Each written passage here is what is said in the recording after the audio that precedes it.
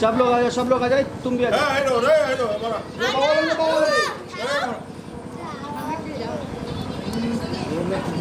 सुमी सपना सब आए पास।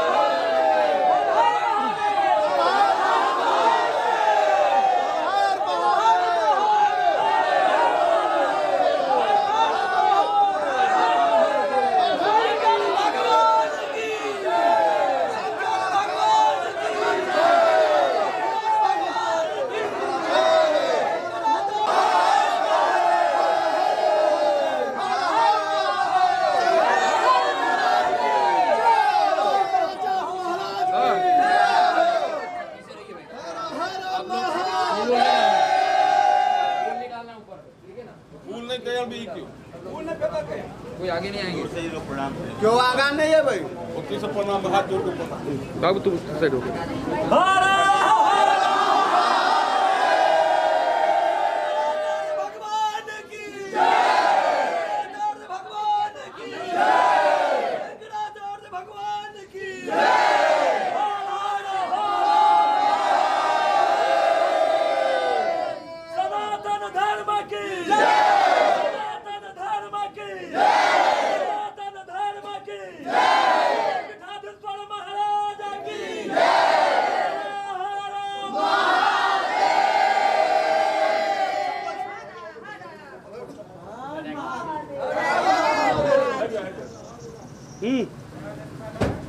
रुक जाओ रुक जाओ। करणे देहे श्रेणुयाम देवा भद्रं पश्येमाक्षाभिर्यजत्राः स्थिरैरङ्गैस्तुष्टुवागुं स्वस्ताराजत्रानश्चकरा जरसन्तानूनां पुत्रासु तत्र पितरो भवन्ति मानो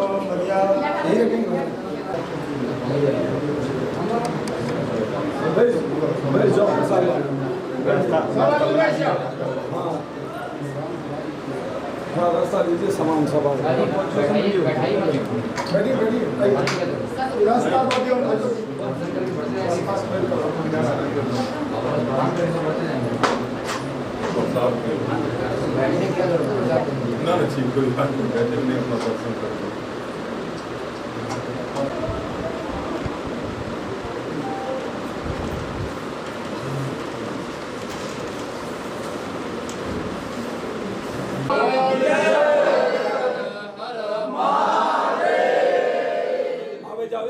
वैसे नहीं प्रणाम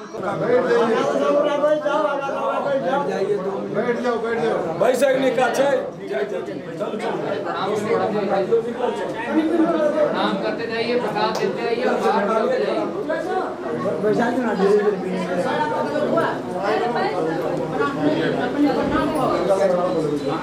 सभी लोग पादुका तक रहेंगे, पादुका में से प्रणाम करके प्रसाद लेके आगे बढ़ते जाइए। लिया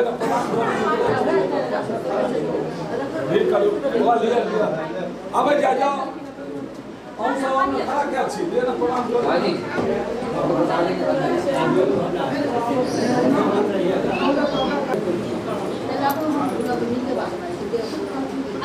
बाहर निकल जाइए दोस्तों को मौका दो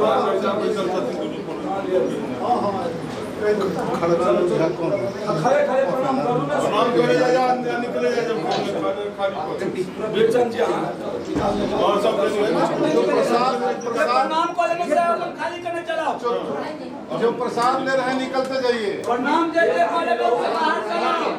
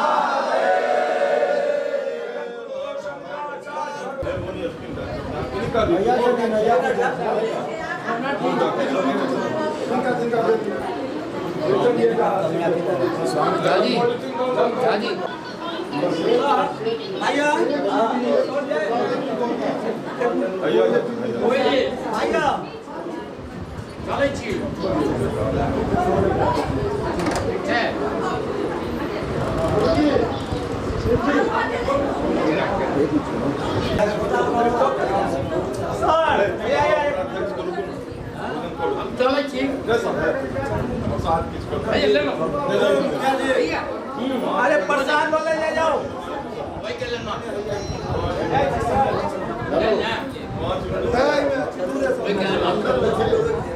चंदन कहाँ जाए चंदन अखंड जाओ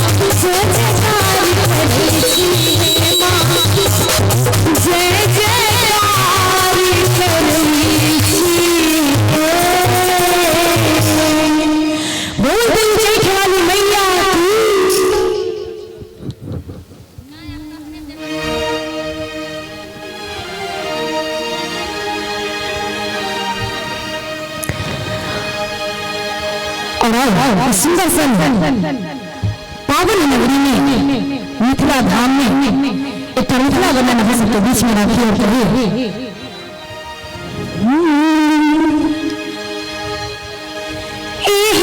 सुंदर मिथिला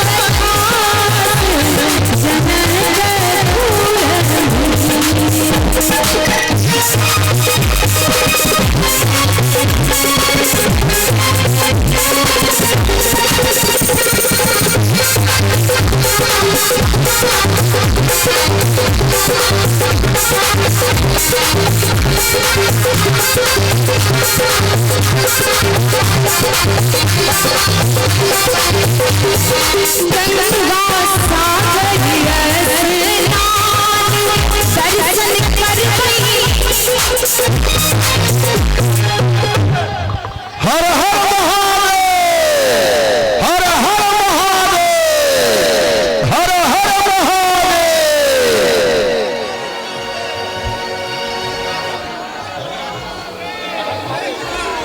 हर हर महादेव।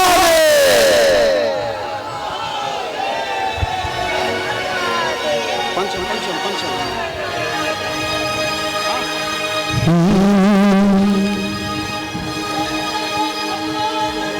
जय शंकराचार्य भगवान की जय। हर हर महादेव। स्वागत है हे संत श्रेष्ठ इस, स्वागत है हे संत श्रेष्ठ इस माँ भगवती के आंगन में आप पधारे अहो भाग्य धनौजा प्रांगण में। स्वागत है हे संत श्रेष्ठ।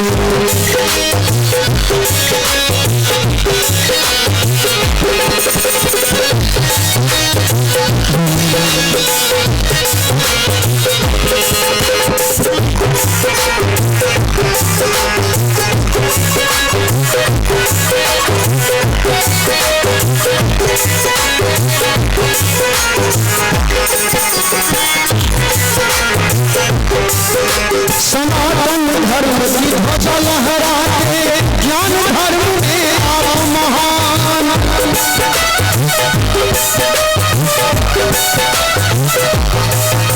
सनातन धर्म ध्वजा लहराते ज्ञान धर्म में आप महान। आप है गौरव हम जन जन के, हम सब मिलकर रहे सम्मान। आप है गौरव हम जन जन के, हम सब मिलकर रहे सम्मान। आज सरस्वती है अवलौकिक, आज सरस्वती है अवलौकिक। मिथिलांचल के कण कण में आप पधारे अहो भाग्य धनौजा गाँव प्रांगण में। स्वागत है हे संत श्रेष्ठ माँ भगवती के आंगन में आप पधारे अहो भाग्य धनौजा गाँव प्रांगण में। स्वागत है हे संत श्रेष्ठ।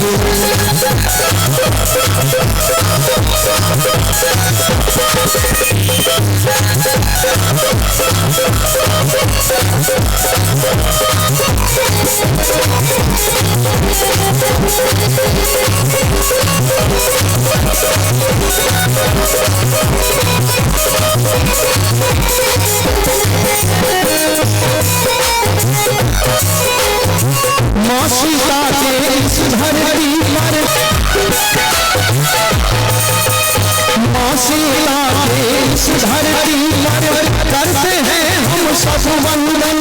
शंकर के स्वरूप में आए हे प्रभु आपका अभिनंदन। शंकर के स्वरूप में आए हे प्रभु आपका अभिनंदन। सनातन धर्म की ज्योत जली है, सनातन धर्म की ज्योत जली है। आज यहाँ के जन जन में आप पधारे धनौजा गाँव प्रांगण में।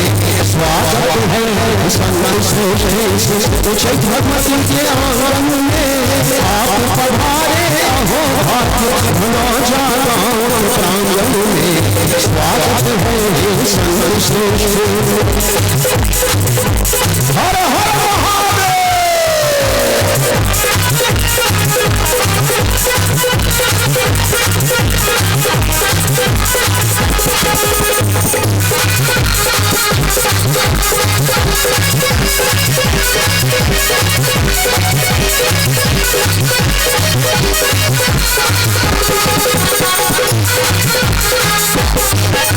सनातन धर्म ध्वजा लहराते ज्ञान धर्म में आप महान।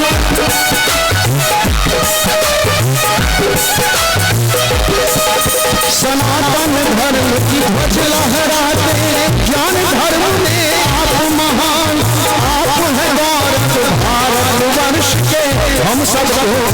पर अभिमान, आप है गौरव भारतवर्ष के, हम सब मिलकर करें सम्मान। आज सरस्वती है अवलौकिक, आज सरस्वती है अवलौकिक, मिथिलांचल के कण कण में आप पधारे अहो धनौजा गाँव के प्रांत में। स्वागत है संत श्रेष्ठ, स्वागत है संत श्रेष्ठ, चैत्र भगवती के आंगन में आप पधारे अहो धनौजा गाँव के आंगन में। आप पधारे अहो धनौजा गाँव के आंगन में। आप पधारे अहो धनौजा गाँव के आंगन में। स्वागत है हे संत श्रेष्ठ, स्वागत है हे संत श्रेष्ठ, स्वागत है हे संत श्रेष्ठ। बड़ा सुंदर ग्रंथ गोपी संवाद पर आधारित दिल्ली जी ने भजन कहा घनश्याम ने उद्धव से वृंदावन जरा जाना, वहाँ की गोपियों को ज्ञान का कुछ तत्व समझाना। विरह की वेदना में वो सदा बेचैन रहती हैं, तड़प कर आह भर भर कर रो रो कर ये कहती हैं। वो संत कहते हैं कि हाय उद्धव हमें बता दो योग से क्या वियोग कम है, योगी पहने रंगीले कपड़े, वियोगियों का हृदय कथन है, वियोगियों का हृदय कथन है। और महादेव विद्यापति निकलती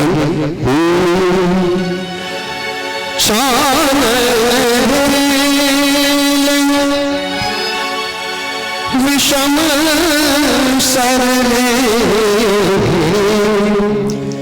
भूषण भारी, चानन शम सरले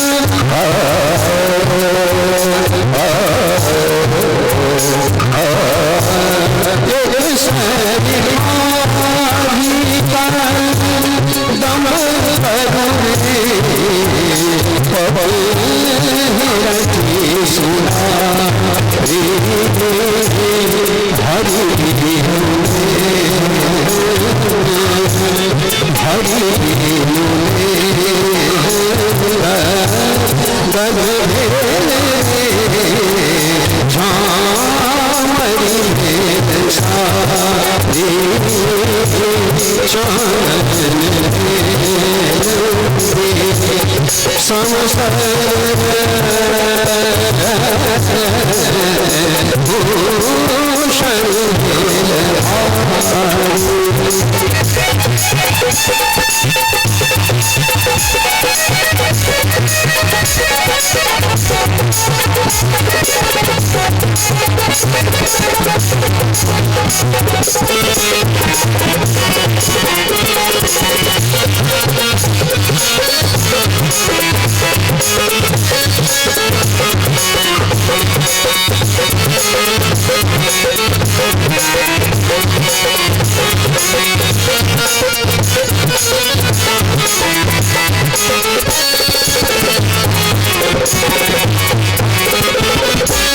शाह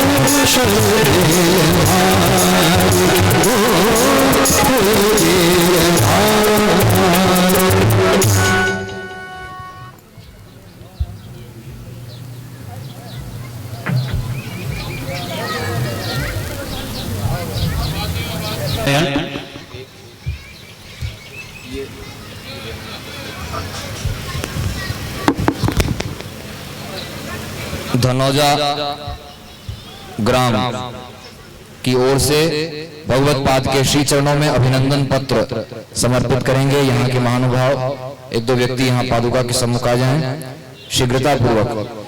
इसको वाचन करने का समय अभी नहीं है। जगत गुरु जी का मंगलमय पदार्पण हो चुका है। हम सभी उनकी वाणी से लाभान्वित होंगे। भगवत पाद के श्री चरणों में अभिनंदन पत्र आप सभी ग्रामवासियों की ओर से यहाँ समर्पित किया जा रहा है। हर हर महादेव के उद्घोष के साथ आप सभी अभिनंदन करेंगे।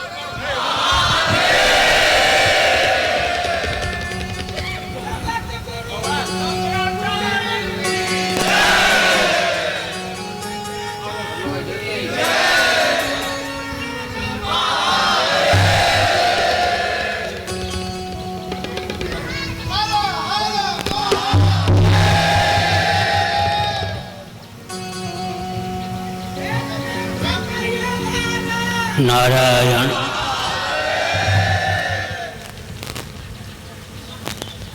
बैठ जाओ। सभी लोग अपने अपने स्थान पर बैठ जाएं।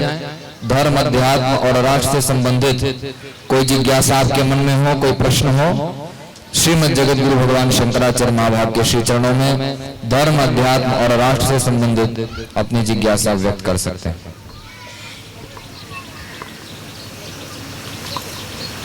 बैठिए, अभी ये सब नहीं, बाद में। सब लोग बैठ जाइए। कोई सा बैठ जाओ, एखन नहीं, अभी आगे नहीं आइए। सब लोग बैठ जाएं। बैठो। अभी कोई आगे नहीं आएंगे। गोष्ठी के बाद सभी को क्रम से अवसर मिलेगा। सभी लोग बैठ जाएं। नारायण। धर्म, अध्यात्म और राष्ट्र से संबद्ध कोई प्रश्न हो, पूछ सकते हैं।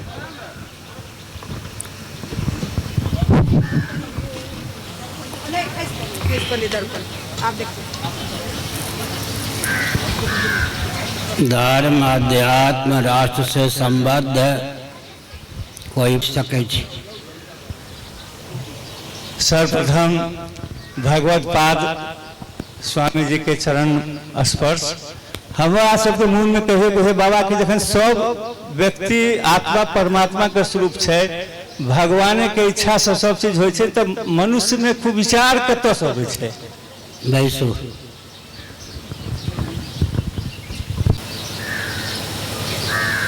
जीव अनादिकाल से अविद्या काम कर्म के वशीभूत हैं।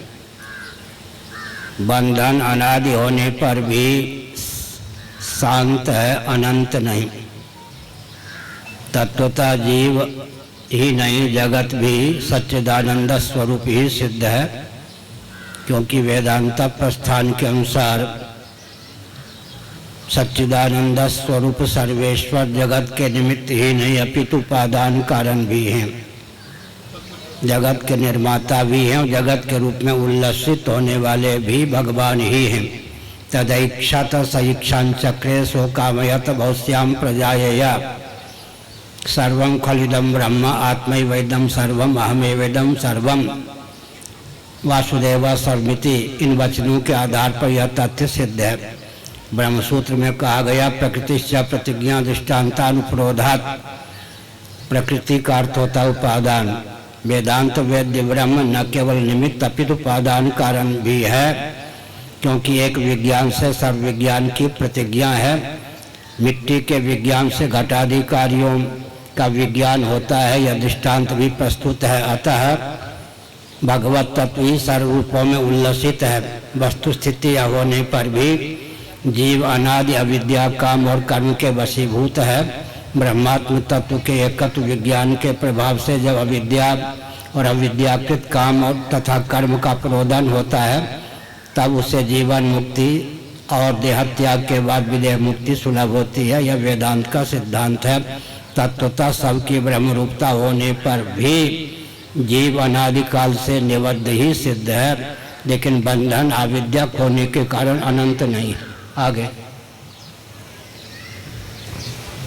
बसंत ही क्यों?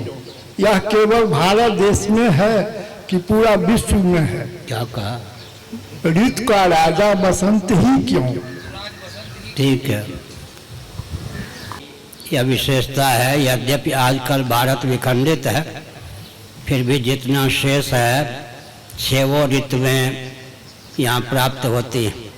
ऋतु नाम कुसुमाकरा है, भगवान श्री कृष्ण का वचन भी है। ऋतुराज है क्योंकि पत्र पुष्पों से सुशोभित वृक्ष लतादि का दर्शन होता है, इसलिए ऋतुओं में श्रेष्ठ ऋतु नाम कुसुमाकरा है। कुसुम का अर्थ होता है पुष्प, उसको करने में समर्थ होने के कारण बसंत को ऋतुराज कहा गया है। ऋतुओं का राजा कोई न कोई तो राजा होता ही है। महीनों का मार्गशीर्ष जो है महीनों का राजा है, ऋतुओं का राजा वसंत है। क्यों कहा गया? उसकी योग्यता के बल पर, उसके स्वरूप के बल पर, उसके स्वभाव के बल पर, उसके प्रभाव के बल पर। आगे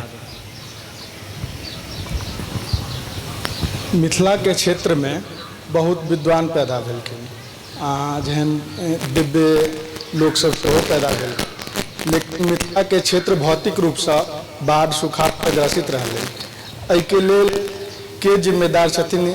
विकासक लेल जे अधिकृत व्यक्ति छथिन, या तो अहाँ जेहन विद्वान के बात के अमल नहीं करै छथिन, या एहि विषय पर के जिम्मेदार छथिन जे मिथिला के क्षेत्र अखनो तक एते विद्वान रहला के बादो? अकाल पड़ेगा, बाढ़ आएगी तो नेताओं के, कलेक्टर कमिश्नर के जेब भरेंगे। यह पिशाच वृत्ति के कारण यह दशा है। वरदान को भी शाप के रूप में अभिव्यक्त करने की क्षमता होने के कारण यह दुर्दशा है। वस्तुतः भजन से उपरामता के कारण यह दुर्दशा है। नहीं तो आज भी श्री लक्ष्मी जी का जहाँ प्रादुर्भाव हुआ, कहाँ? महाराष्ट्र में। क्या नाम था? किनका आविर्भाव हुआ? हाँ, रुक्मिणी जी का आविर्भाव हुआ। महाराष्ट्र में सबसे उर्वर भूमि, जहाँ भगवती सीता भूमिजा का अवतार हुआ, पूरे भारत में सबसे अधिक उर्वर भूमि है। प्रमाद के कारण, आलस्य के कारण नेताओं की अदूरदर्शिता के कारण कलेक्टर कमिश्नर आदि में जेब भरने की भावना के कारण दुर्दशा है। कोसी को मिथिला का अभिशाप माना जाता है, जबकि इस यांत्रिक युग में बाढ़ को नियंत्रित करने के सारे प्रकल्प सिद्ध हैं। दूसरी बात यह है कि धर्म के पालन में जब प्रमाद होता है तो इस प्रकार की विपत्ति प्राप्त होती है। हमने यह संकेत किया, धर्म दैहिक दैविक भौतिकता पर राम राज्य नहीं का हुई व्यापा गाढ़ी नींद में तापों की न प्राप्ति है न व्याप्ति, लेकिन राम जी के राज्य में प्राप्ति होने पर भी व्याप्ति नहीं थी। बहुत बढ़िया राज्य है कि प्राप्ति व्याप्ति ना हो। भगवान राम के राज्य में कदाचित प्राप्ति हो जाए तो व्याप्ति ना हो। तो बहिर्मुखता के कारण गुरु ग्रंथ गोविंद से सुदूरता के कारण आहार विहार में रजोगुण तमोगुण का सन्निवेश के कारण यह दुर्दशा है। नहीं तो सब कुछ ठीक हो सकता है। बाढ़ का भी सदुपयोग हो सकता है। जल को एकत्रित करके सरोवर आदि को सनातन संस्थान के रूप में उद्भाषित किया जा सकता है। अदूरदर्शिता के कारण नारायण सत्ता लोलुपता अदूरदर्शिता के कारण यह विभीषिका प्राप्त है। दूसरी बात यह है कि किसी भी समस्या का समाधान भी अपने आप में एक समस्या है। कल कुशल रहने के लिए संसार बना ही नहीं है। कितना भी प्रयास करें वैराग्य का मार्ग प्रकृति प्रशस्त कर देती है। उदाहरण के लिए हिरण्यकशिपु अभिशाप बना हुआ था। भगवान नरसिंह प्रकट हो गए, अपने शापित भक्त हिरण्यकशिपु का उद्धार किया। भक्त प्रवण प्रहलाद के सर पर हाथ रखा, लेकिन नरसिंह भगवान उछल कूद करने लग गए। वो स्वयं एक समस्या बन गए।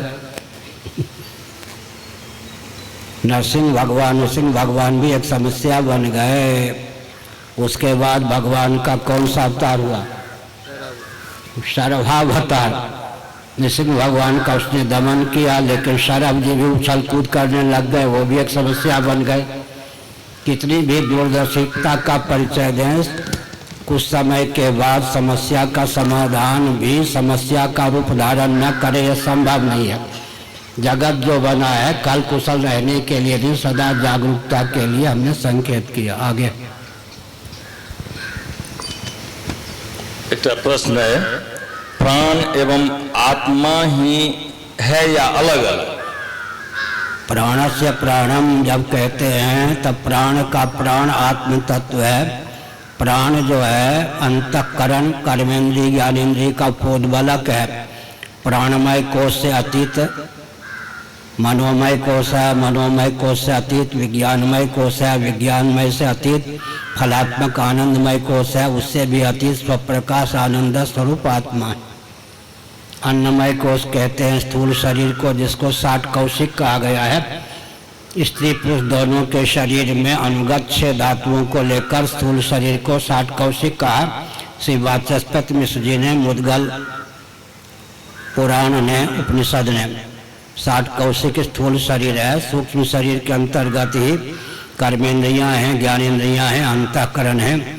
उनमें स्पंदन शक्ति को आदान करने वाला प्राण भी है।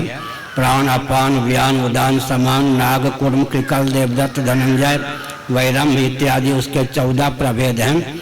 प्राणों से अत्यंत अतीत पर प्राण का भी प्राण परमात्म तत्व है, आत्म तत्व है। प्राण प्राण के जीवन जी के सुख के सुख तुम राम।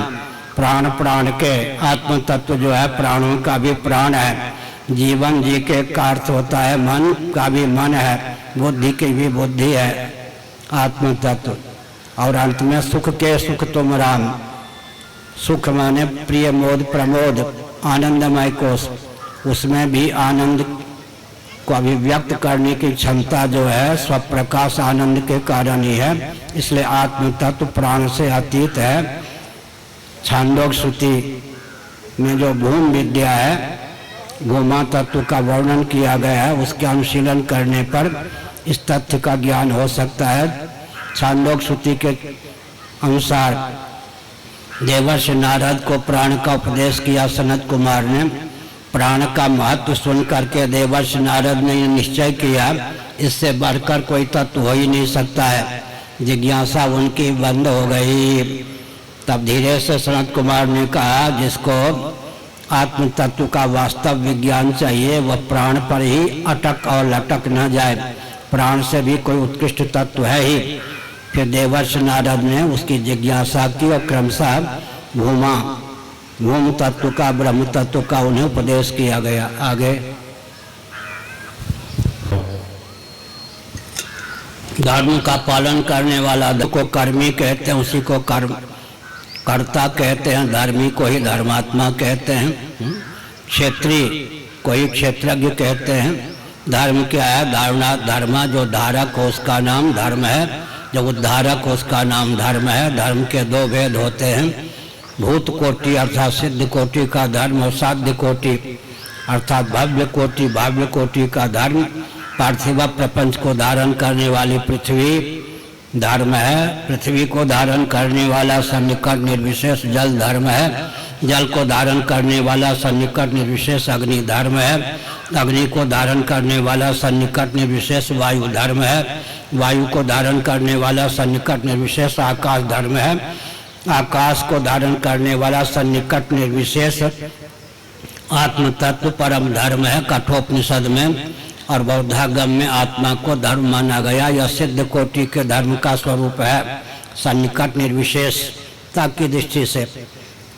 यज्ञ दान तप और व्रत वर्ण धर्म आश्रम धर्म को भी धर्म कहते हैं। यज्ञेन दानेन तपसा नाशकेन ब्राह्मणा विविधसन्ति बृहदारण्यकुंसद, जिसके द्वारा चित्त शुद्ध और समाहित हो परमात्म तत्व को प्राप्त करने योग्य जीवन में बल और वेग का आधान हो उसका नाम धर्म है। साध्य कोटि के यह धर्म का यह लक्षण है। पूर्वोत्तर मीमांसा के माध्यम से वेदार्थ का विज्ञान होता है। पूर्व मीमांसा का प्रारंभ अथा तो धर्म जिज्ञासा इस सूत्र से हुआ है। उत्तर मीमांसा का प्रारंभ अथा तो ब्रह्म जिज्ञासा इस सूत्र से हुआ है। तो ब्रह्म को भी धर्म कहते हैं धारक होने के कारण। वैसे सामान्य रीति से अनुष्ठेय यज्ञ दान तप वर्ण धर्म आश्रम धर्म वर्णाश्रमोचित कर्म इनका नाम धर्म है। आगे हाँ नहीं कह रहा हूँ। हमारा प्रश्न ये कि अपन सबके जो भगवती हर धर्म में स्थापित है गोसाउन के रूप में उनका हम सब पूजे छे। पंडित जी सब यही कही छथिन जे कोनो विशेष जेना उपनयन भेले या मुंडन संस्कार भेल तहने अचरी बदलल जाइ छे, तो कि दूसरो दिन हम सब भगवती के अचरी बदल सके छी? थोड़ा जानकारी चाहिए। परंपरा का उत्साह का पहले पालन कीजिए। कहने वाले पंडित हमारे पास आवे सारी स्थिति को समझकर फिर हम कुछ सुझाव दे सकते हैं। कहीं भी जो परंपरा चल रही है दो प्रकार की परंपरा हो सकती है, प्रमाद सुलभ अज्ञान सुलभ परंपरा और दूसरी है शास्त्र सम्मत परंपरा। तीसरी एक परंपरा है कुछ अंशों में शास्त्र कुछ अंशों में मना कल्पना। तीन प्रकार की परंपरा होती है। गोसाइनक गीत गाओ जय जय भैरव असुर भयावन पशुपति भामिनी माता। आगे दान की है और ये उचित है। बलि का अर्थ होता है भेंट। कुमार जी जिसको कहते हैं मैथिली में कुष्मांड बलि भी है। बलि का अर्थ होता है भेंट। राजा बलि थे या नहीं? बलि का अर्थ है भेंट उपहार। वाम मार्ग वाले छाग इत्यादि की बलि देते हैं, लेकिन भगवत पाद शिवावतार शंकराचार्य महाभाग ने चारों मठों में एक एक देवता और एक एक देवी को प्रतिष्ठित किया। चारों मठों में जिसको आप बलि कहते हैं वह प्रथा नहीं है। हम लोग दक्षिण विधा से ही भगवती का पूजन करते हैं और फल भी प्राप्त करते हैं। लेकिन मैं एक संकेत करता हूँ, पूरा वाम मार्ग का सारांश जानना हो तो एक वाक्य में इस प्रकार कह सकते हैं, वेदादि शास्त्र सम्मत विधा से विचार करें तो जिस वस्तु और व्यक्ति के जन्म का जो प्रयोजन है उस निमित्त उसका उपयोग करना उचित है, अनुचित नहीं। और पुरुष सूक्त का अध्ययन कीजिए। पशुस्ताम चक्रे, वायव्य पशु वायु के लिए समर्पित हो, पुरुष सूक्त में लिखा हुआ है। इसलिए हमने संकेत किया जीव के चटोरेपन के कारण नहीं। उसमें भी एक बात है, ध्यानपूर्वक सुनिए। एक होती है परिसंख्या विधि। परिसंख्या विधि का अर्थ है शनै शनै है उच्छृंखल प्रवृत्ति में संकोच की विधा। उदाहरण के लिए कोई चेन स्मोकर हो, 50 सिगरेट रोज पीता हो, अगर कोई महान भाव कहते हैं 5 पी लिया करो, तो 5 का विधान नहीं है। धीरे धीरे उसके जीवन में सिगरेट की लत को दूर करने की वो विधा है। इसका नाम है परिसंख्या विधि। निवृत्तिस्तु महाफला। मनु जी ने परिसंख्या विधि का वर्णन करके कहा निवृत्ति उपरामता सबसे उत्कृष्ट। मध्य मांस मैथुन में जीवों की स्वाभाविक प्रीति प्रवृत्ति होती है। मैथुन उन्माद का रूप धारण न कर ले, इसलिए विधिवत विवाह का विधान है। इसी प्रकार से मध्य जो है वो भी उन्माद का रूप धारण न करे, इसलिए उचित ढंग से उसके सेवन का विधान है। ताम्र के पात्र में अगर दुग्ध रख दें तो उसका नाम मध्य ही हो जाता है। ये भी हमने संकेत किया विकल्प से।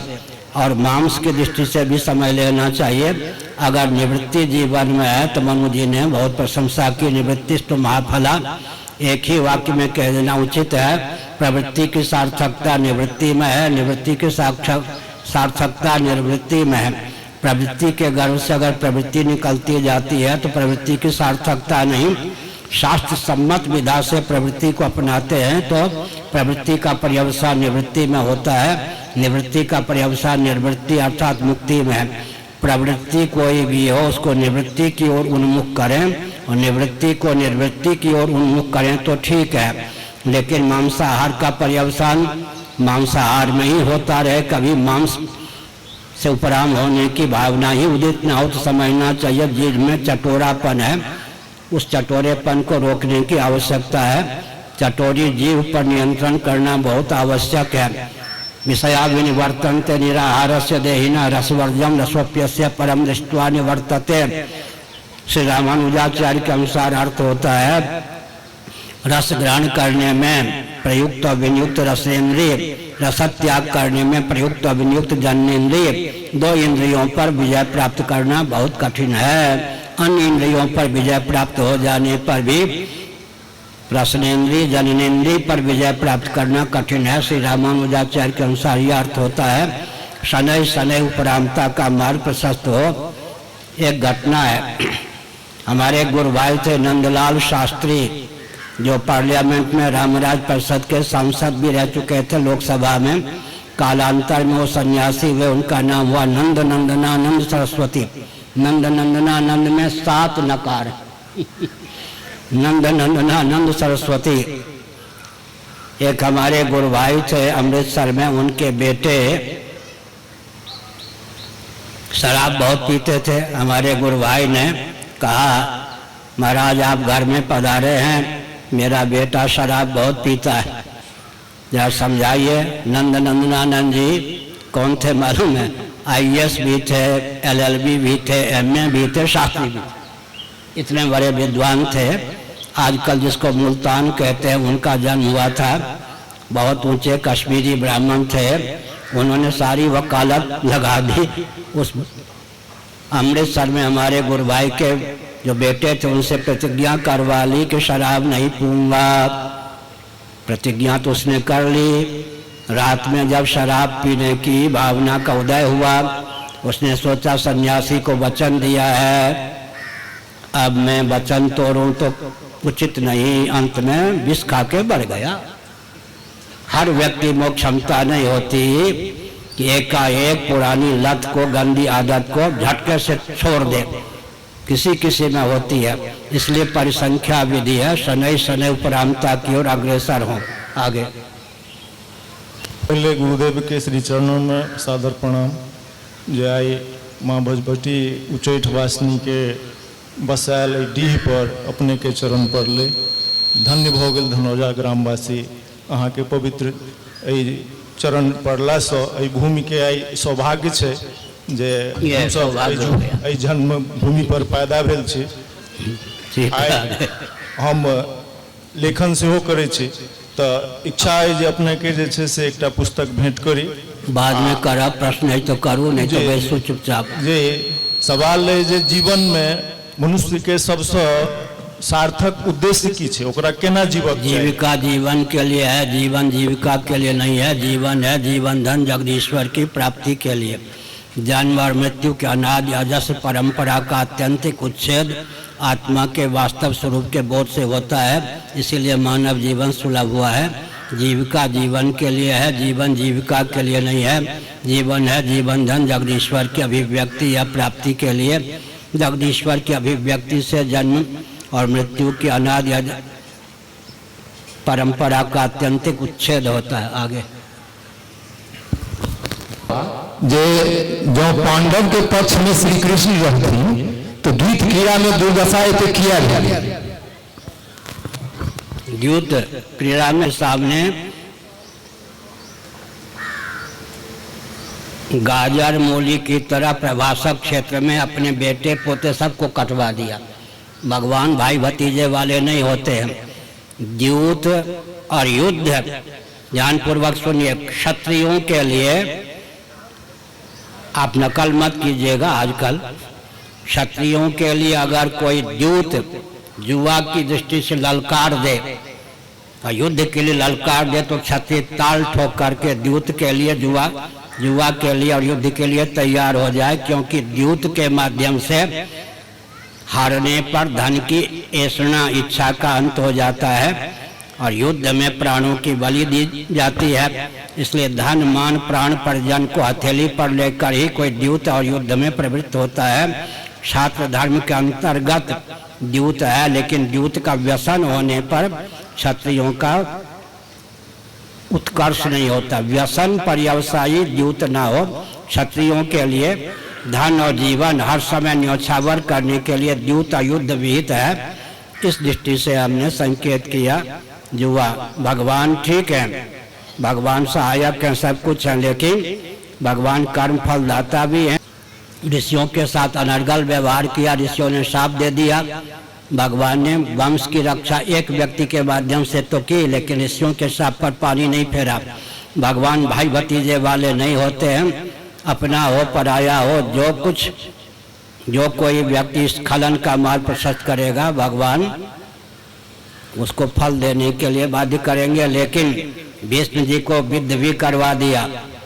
भीष्म जी सरसैया पर आसीन हो गए, परंतु पांडवों से कहा इनके समान मर्त्य लोक में नीति अध्यात्म का जानकार मिलना कठिन है, चलो उनसे ज्ञान विज्ञान की शिक्षा ले लें।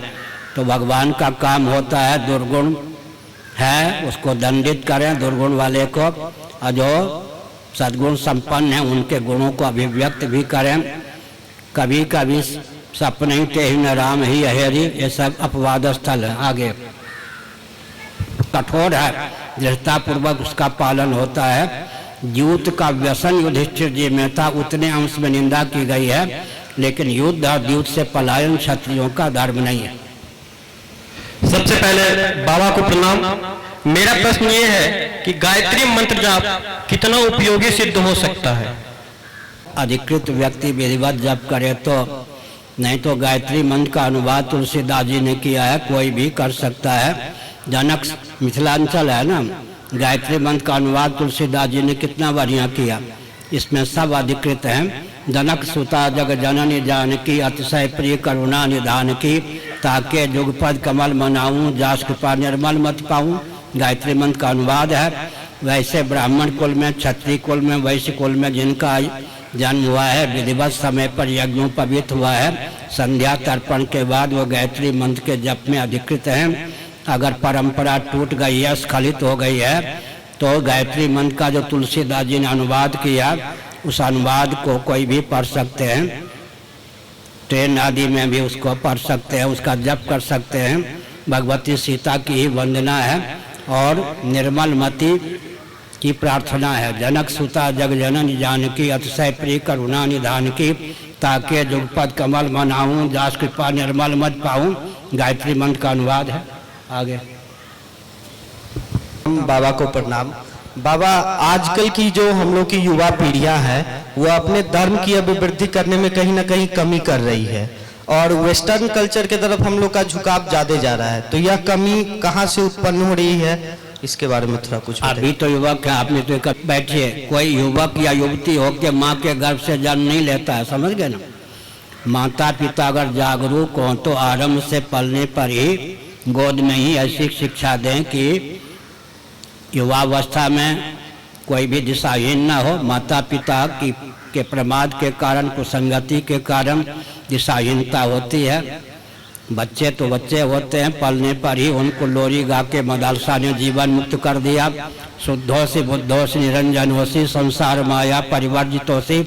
आरंभ से अगर अच्छी शिक्षा प्राप्त हो, माता पिता अपने दायित्व का निर्वाह करें तो बच्चे युवावस्था होने पर राष्ट्र के लिए वरदान स्वरूप सिद्ध हो सकते हैं। युवतियाँ भी